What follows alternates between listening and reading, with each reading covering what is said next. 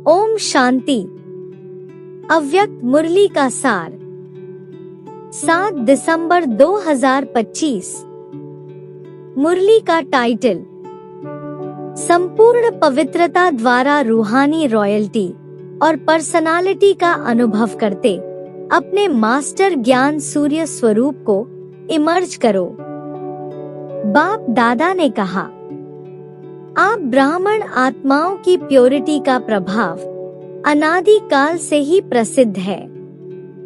फिर आदिकाल से अंतिम काल तक भी आपकी प्योरिटी की रॉयल्टी और पर्सनालिटी किसी न किसी रूप में सदा रहती ही है। अनादि काल, आदिकाल, मध्यकाल और अंतिम काल की श्रेष्ठ प्राप्ति का आधार पवित्रता है। इसलिए पवित्रता की परख अपनी वृत्ति, दृष्टि और कृति इन तीनों में चेक करो।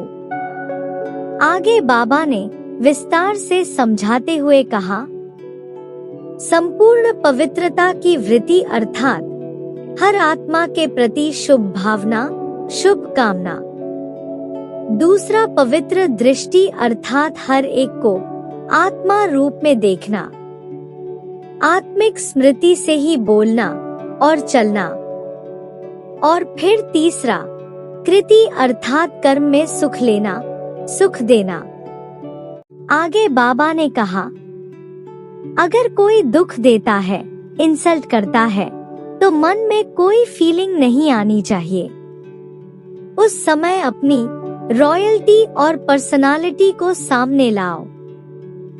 आपका टाइटल ही है सहनशीलता की देवी, सहनशीलता का देव। सारे दिन में अगर कोई भी प्रकार की समस्या आती है तो इन दो विशेष शब्दों के कारण ही आती है, मैं और मेरा। तो जब भी मैं शब्द बोलो तो यही स्वमान की लिस्ट को सामने लाओ कि मैं श्रेष्ठ आत्मा हूँ, मैं तख्त नशीन आत्मा हूँ, मैं विश्व कल्याणकारी आत्मा हूँ।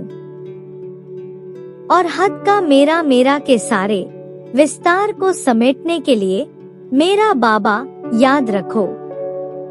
अंत में बाबा ने कहा, अब समय की समीपता को आम बात नहीं समझो। अचानक और एवरेडी को अपने कर्म योगी जीवन में हर समय स्मृति में रखो और सर्व आत्माओं को अपनी शक्तियों के सकाश से दुख अशांति से छुड़ाना है। आज का वरदान साथी और साक्षीपन के अनुभव द्वारा सदा सफलतामूर्त भव।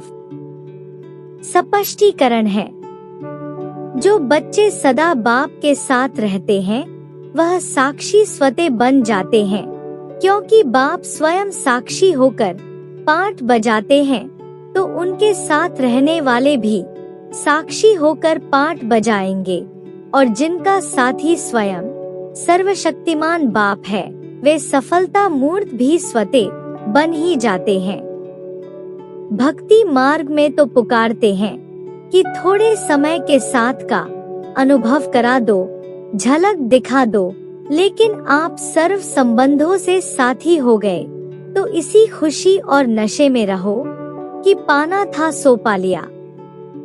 स्लोगन है, व्यर्थ संकल्पों की निशानी है मन उदास और खुशी गायब। ओम शांति। अव्यक्त इशारा। अब संपन्न व कर्मातीत बनने की धुन लगाओ। बहुत काल अचल अडोल, निर्विघ्न, निर्बंधन, निर्विकल्प, निर्विकर्म अर्थात निराकारी, निर्विकारी और निरंकारी स्थिति में रहो, तब कर्मातीत बन सकेंगे। सेवा का विस्तार भल कितना भी बढ़ाओ, लेकिन विस्तार में जाते सार की स्थिति का अभ्यास कम न हो, विस्तार में सार भूल न जाए। खाओ पियो, सेवा करो, लेकिन न्यारेपन को नहीं भूलो।